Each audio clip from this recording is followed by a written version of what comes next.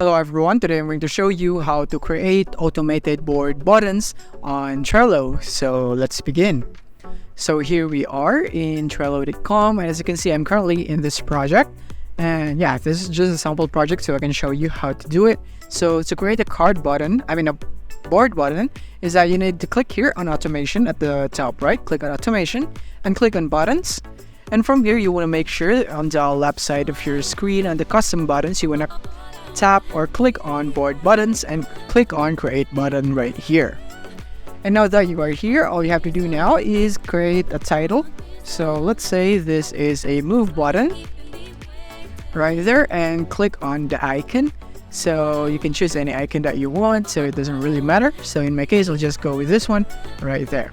And now we can create an action right here. So this is what would happen when you press the button right here. So click on add action and you have a lot of action of your choice right here. Move cards, lists, sort, other, and you can even have your Jira or Slack imported right here.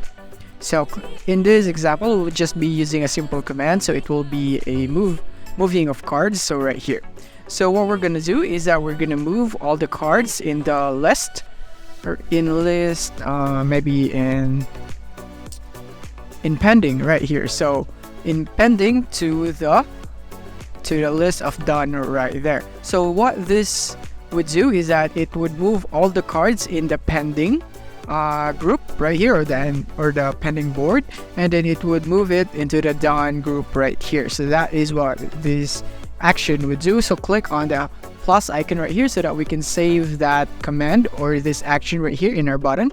And don't forget that you can add multiple actions right here as much as you want.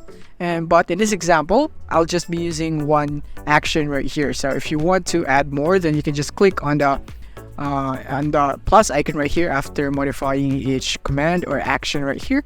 And once you are satisfied, click on save. And just like that, we have successfully saved our board button right here. So all we have to do is go back.